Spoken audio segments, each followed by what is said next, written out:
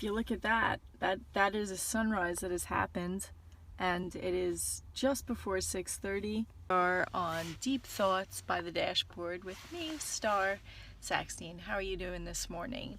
Happy Monday. Everybody celebrates Monday. Today is Monday, and it's daylight savings in New York.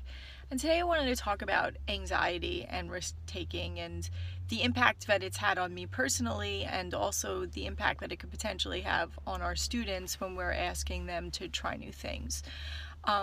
Usually before I travel or speak at an event or go anywhere where I'm expected to sort of be on, there's an overwhelming amount of anxiety that I experience, and I would say invariably the night before I'm laying in bed wondering whether or not I should cancel at the last minute, because the idea of having to go where I'm going is absolutely terrifying. You might not guess that about me, because in my writing I really kind of sound very confident, and I am very confident in my writing because I feel safe behind my words, and I think that is why I became a writer. And, being a teacher has sort of tried that as well, because even going into my classroom on the first day of school, I'd be lying if I said I don't have those dreams, and there isn't a good deal of anxiety that happens before I meet my kids for the first time, and any time that I really have to be in front of people.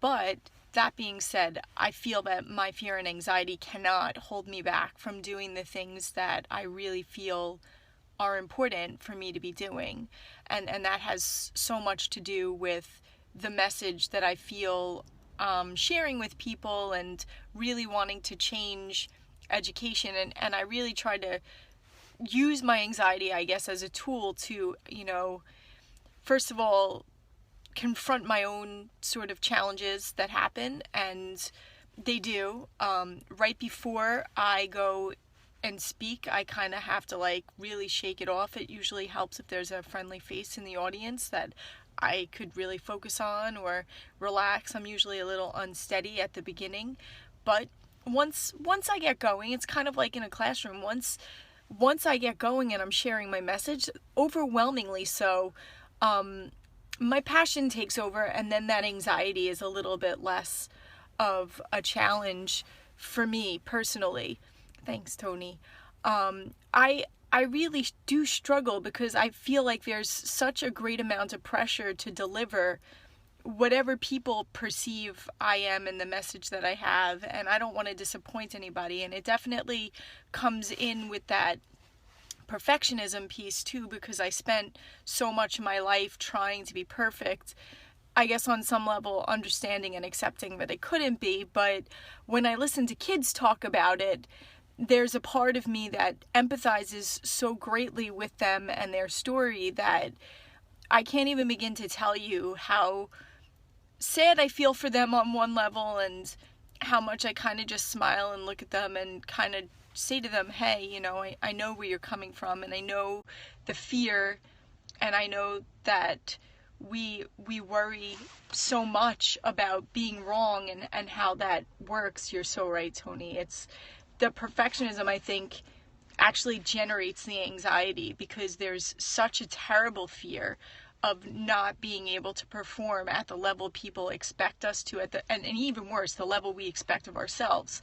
That when that actually happens and the time comes, there's such a critical eye that we place upon ourselves that is almost, at least for me, completely it's paralyzing. There's a paralyzing effect.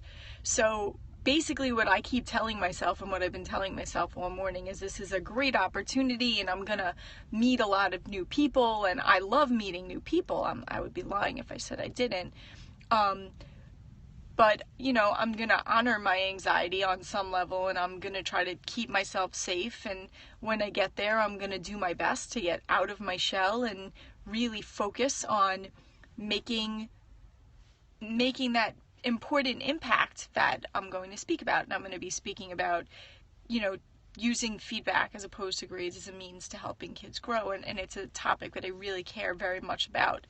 So when I see kids in front of me, and this always comes back, and that's why this other system too, where grades isn't an issue, allows kids who have these anxiety disorders and kids who are trying to be perfect to kind of let down their guard.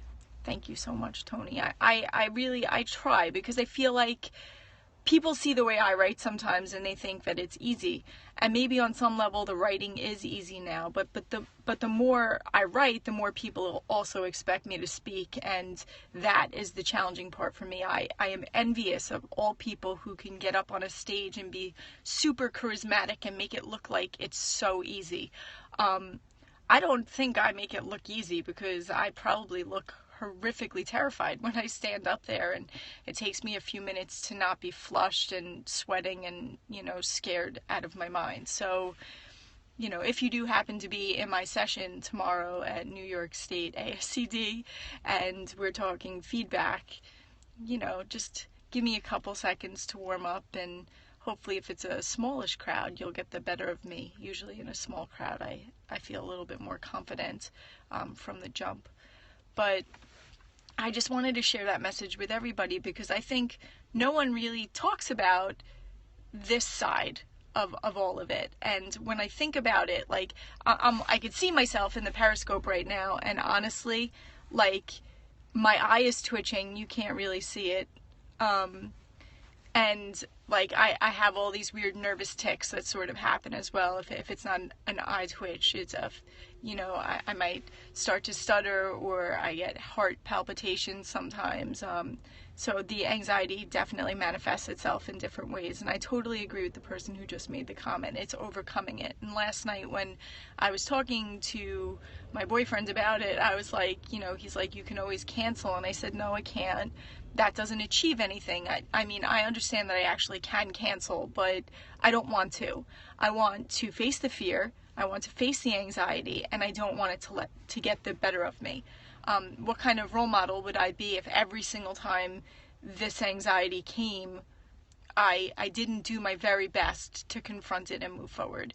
And that's not to say those people who don't confront it right away, or it is paralyzing, like, there's no judgment on anybody. I've been there, and I have canceled, and I have not showed up to things, or I've literally gotten physically sick because that's another way it manifests itself, like stomach illness at the last minute, or migraines, or something that makes it impossible for me to kind of move forward.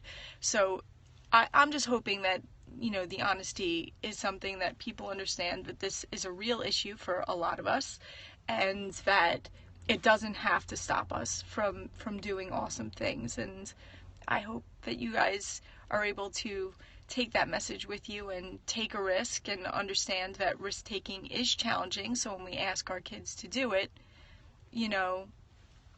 when we ask kids to do it, thank you, Tony, I really do try. It's really hard for some kids, so we have to be patient and help them, and be that smiling face that they walk into the room to see, and encourage them as much as we absolutely can. Thank you. Oh, you guys are so nice this morning. And look, it's so nice and bright outside. I'm so excited. I hope everybody has an awesome, awesome Monday.